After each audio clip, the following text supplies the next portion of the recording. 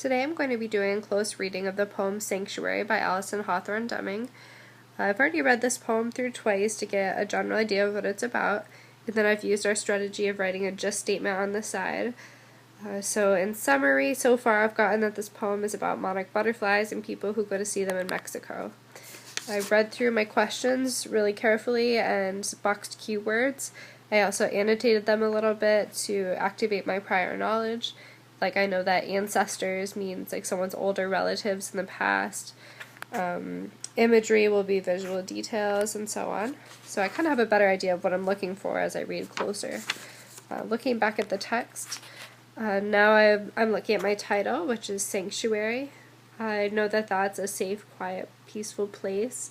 So when I think about a sanctuary, for me, I think about being outside in a quiet place in nature with my dogs.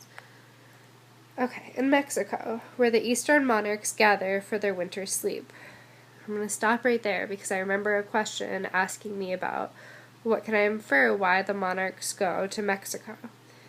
Well, if they're going there for their winter sleep, maybe they are fleeing from somewhere that is colder in the winter and they need to go to the warmth of Mexico. A tide of fluttering orange and black sweeping over the border and into the trees of the central mountains. There's such hunger. Okay, that's my reaction right there.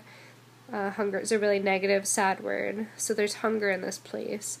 That the campesinos, okay, and I know that means poor farmers, peasant farmers, because it says it here at the bottom. So the farmers, though their fathers and mothers believe the butterflies are spirits of the dead returning. Okay, so in this culture, some people believe that the butterflies are actually their ancestors coming back to life. So I can write a text to world there. I know many cultures believe in some form of afterlife.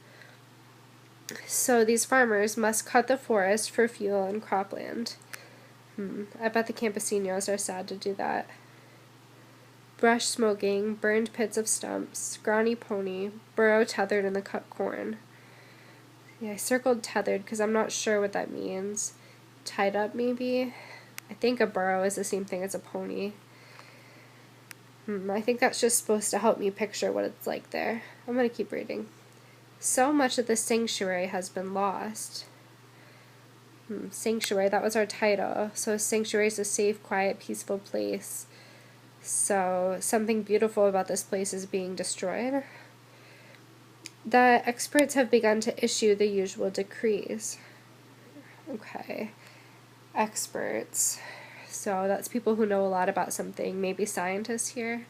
Unusual decrees. Well, if scientists are giving out something, oftentimes it's warnings about something. I'll keep reading. How many years to go before centuries of habit, genetically sealed, and butterfly cells will be gone? That's a long sentence. Let's see. I know centuries means 100 years. Genetically has to do with DNA, which we learned about in science. This sounds familiar. I think I can make a text-to-text. We read about this last week in the science article about monarchs. In the loftier mains of the cloud forest, vigilantes guide the pilgrims. Okay, we've got two groups of people here, I think. I remember the questions asking about them. Okay, I'm going to look up vigilantes. Let's see, that means people who pay respect. And pilgrims are travelers. So maybe the people who live there, who love the butterflies, they bring the travelers into the forest to see them. In the heat of the afternoon, monarchs come down from their sleep to huddle on the edges of streams and meadow pools, trembling to stay warm. And they sip, then sit, they fly off until the air is a blizzard of orange. I can really picture that. It really describes what the monarchs do. And then it compares the air to a snowstorm, a blizzard. I guess that must be what it looks like when all the butterflies are taking off at once. That sounds beautiful. The pilgrims watch quietly. Lines of school children from Mexico City, scientists from Texas and California, old women in rebozos. What's that mean? I know it's underlined, so there's a clue. Rebozo, a long flat garment used by women mostly in Mexico. It can be worn in various ways, usually folded. or wrapped around the head and or the body to shade from the sun, provide warmth, and as an accessory to an outfit. Okay, I guess that's kind of like a shawl or a scarf. Okay. So old women in rebotzas leaning on the arms of adult sons, tourists lugging cameras and binoculars. Well, I had a question about who these pilgrims are. I guess I'll write on the side that it sounds like all different kinds of people from many places. And together the visitors drink in the spectacle with the great thirst they have brought from their cities and towns.